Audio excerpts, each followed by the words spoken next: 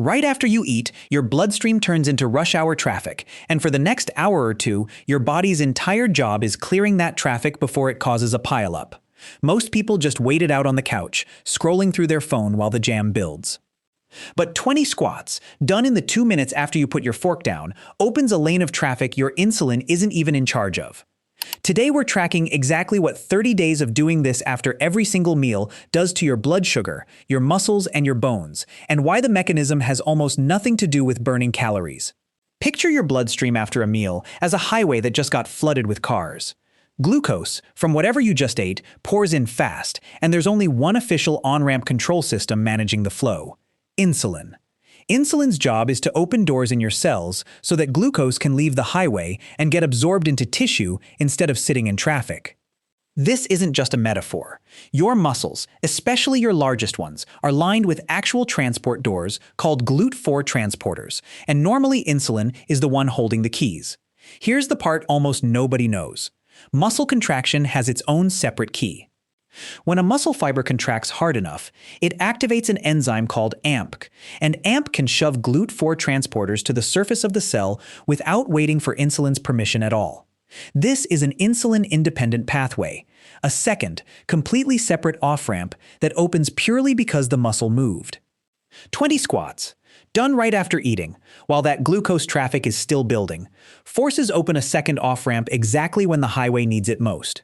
Why squats specifically, and not, say, 20 bicep curls? Because the exit capacity of an off-ramp depends on how much muscle is attached to it. Your quads, glutes, and hamstrings are the largest muscle groups in your entire body, several times the mass of your biceps combined, which means they're also your biggest glucose-clearing real estate. A squat recruits all three at once, under load, through a full range of motion. 20 squats moves more muscle mass, and therefore opens more GLUT4 doors than almost any other bodyweight movement you could do in under 60 seconds. There's a second mechanism running alongside the glucose story, and it has nothing to do with sugar. Lying down or slumping on a couch right after a large meal slows gastric emptying and makes reflux more likely, because gravity and a compressed stomach work against you. Standing up and moving does the opposite.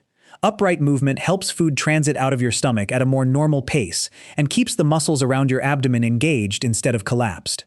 This is part of why doctors generally tell reflux-prone patients to stay upright after eating, and a set of squats accomplishes that far more actively than just standing around waiting for the timer to run out.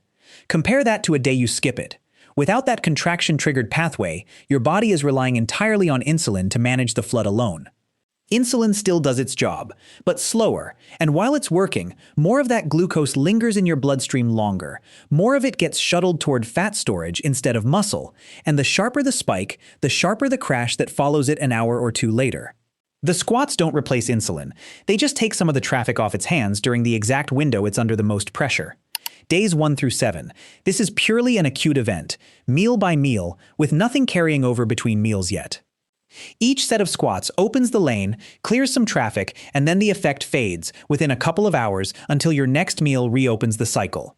Nothing has adapted yet. You're just running the same mechanism 3 times a day, every day, and your blood sugar curve after each meal is measurably flatter than it would be otherwise.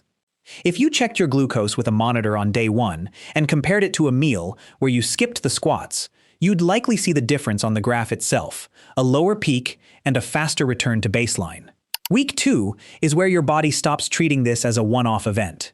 Repeated AMP activation doesn't just move glucose. It also signals a protein called PGC1-alpha, which is essentially a blueprint request for more mitochondria, the components inside your muscle cells that actually burn fuel. More mitochondria means more capacity to burn glucose and fat for energy even outside of the squat window, not just during it. Your body starts laying down more permanent infrastructure instead of just managing each individual flood.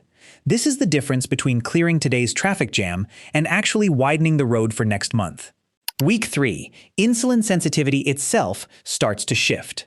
Because your muscles have been repeatedly asked to absorb glucose independent of insulin, the insulin-dependent doors get more responsive too, needing less insulin to open just as wide.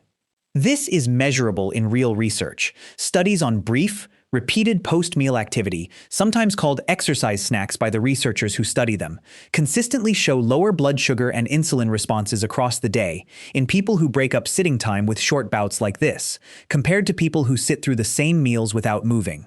Some of that research specifically compared movement timed right after eating against the same amount of movement done later in the day and found the post-meal timing mattered more than the total volume. Week 3 to week 4, your bones are quietly adapting too. Squats are a loading exercise, and bone tissue responds to mechanical load the same way muscle does, by reinforcing itself. This is Wolff's Law.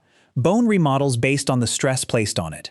60 squats a day, spread across 3 meals, is a small but repeated loading signal your skeleton didn't used to get, especially if most of your day is otherwise spent sitting. There's also a quieter, cumulative effect on total daily energy use.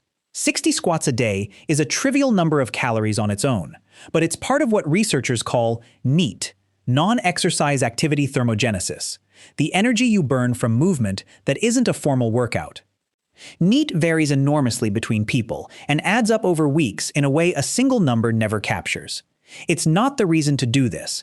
It's a small, honest bonus riding alongside the mechanism that actually matters. By day 30, you're not the same system you started with. Flatter post-meal glucose curves, meal after meal, for 30 days straight. A muscular system with slightly more mitochondrial density and a bit more contraction-triggered glucose capacity than it had a month ago. Marginally improved baseline insulin sensitivity. A skeleton that's been quietly reinforced 60 times a day. None of it happened because you burned some extra calories doing squats. It happened because you interrupted the traffic at the exact moment interrupting it mattered most, 90 times a week, without fail. Now, the skeptics will say, 20 squats is nothing, that can't possibly matter. And on pure calorie math, they're almost right. 60 bodyweight squats a day burns a trivial number of calories, probably less than the snack most people have an hour later. But this was never about the calories. Researchers studying exactly this kind of short, repeated activity have found that even a few minutes of movement broken up across the day, right after meals specifically, measurably blunts glucose and insulin spikes in ways that a single long workout done once a day, at a different time, doesn't replicate. A 45-minute gym session at 7 a.m. does almost nothing for the glucose spike from your 1 p.m. lunch. Timing next to the meal is the entire mechanism. Miss the window, and you're just doing squats, not clearing traffic. Here's the protocol. Step 1. Do them within 10 minutes of finishing your meal, not an hour later. The glucose spike from that meal typically peaks somewhere between 30 and 60 minutes after eating, so you want the muscle contraction working while glucose is actively pouring in, not after the highway has already cleared on its own. Step 2. Full range of motion, controlled pace. A shallow, bouncy squat recruits less muscle than a real one. Thighs at least parallel to the floor, knees tracking over your toes. No need to rush. You're not training for a personal record here. You're maximizing how much muscle gets engaged in a short window. Step 3. All 3 meals, every day, for the full 30 days, weekends included. The adaptations in week 2 and 3 depend on consistent, repeated signaling. Doing this after 1 meal a day or skipping days gives you the acute benefit occasionally, but never builds the more permanent infrastructure. Step 4. Progress if it gets easy. If 20 squats stops raising your heart rate at all by week 3, add a pause at the bottom, slow the tempo down, or hold something with a bit of weight.